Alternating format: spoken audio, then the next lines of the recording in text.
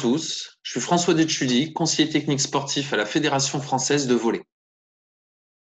Cette vidéo à l'attention des parents de volleyeurs, nous allons parler d'être accompagnateur d'équipe, d'après un document de Philippe Chevalet, CTS dans les Hauts-de-France. Alors, quelques connaissances au préalable. D'abord, il est important de connaître la salle où aura lieu la rencontre et l'heure officielle du match.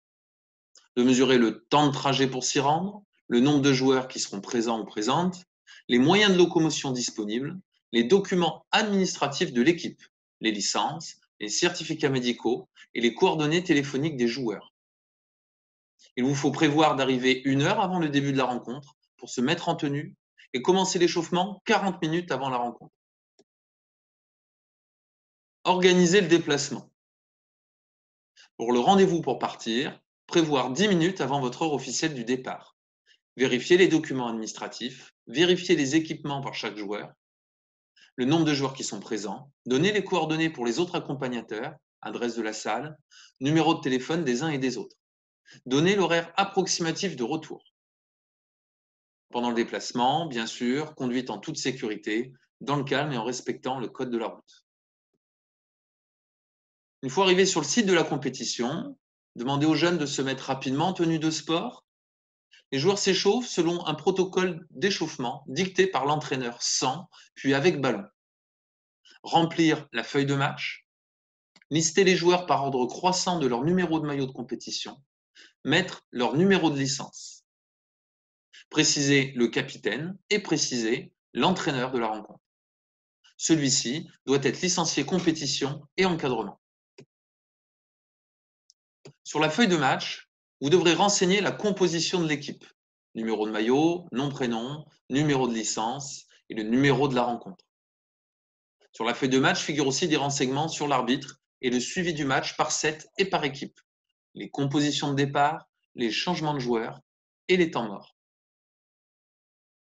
Sur l'échauffement, l'échauffement doit être progressif, il va s'étaler sur une demi-heure selon un protocole établi par l'entraîneur. L'échauffement pour faire monter la température du corps en s'activant avec de la course, du jeu, un déverrouillage articulaire actif, des circuits de déplacement spécifiques au volley, un léger renforcement musculaire, travail de contact avec ballon.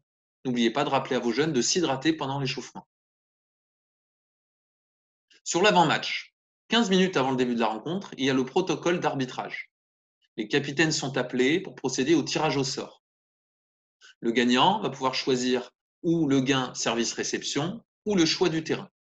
Ensuite, les capitaines vont signer la feuille de match, suivie des entraîneurs, pour valider les compositions d'équipe.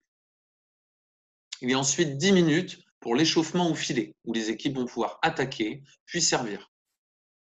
Ensuite, les entraîneurs vont donner la formation de leur équipe pour le début du set. C'est la fin de l'échauffement sur le terrain.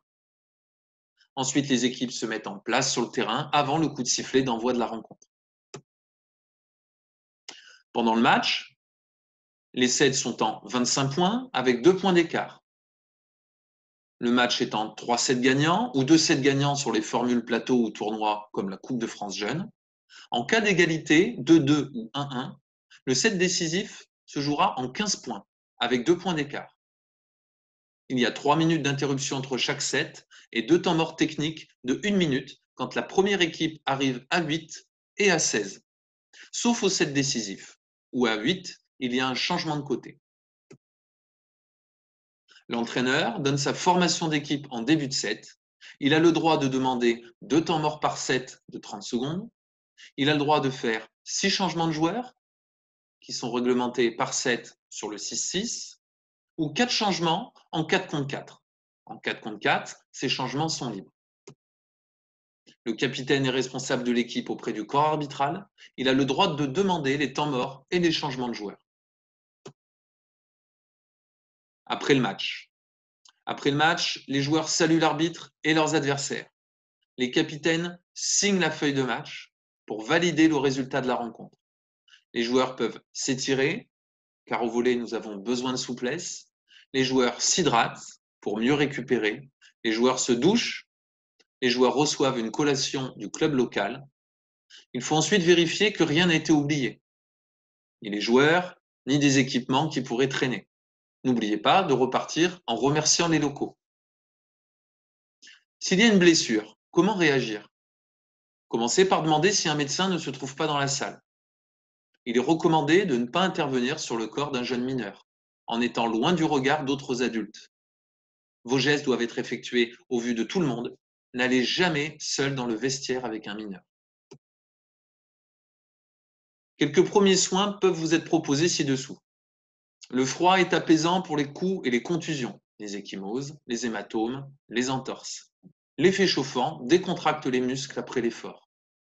En cas de blessure grave, contactez le SAMU ou les pompiers, puis en avisez bien sûr les parents. Vous ne pouvez donner un médicament, même un Doliprane, sans l'aval des parents. Si le jeune veut prendre un médicament qu'il a sur lui, il doit vous en avertir lors de sa prise. Je vous remercie de votre attention et je vous dis à très bientôt pour une prochaine vidéo.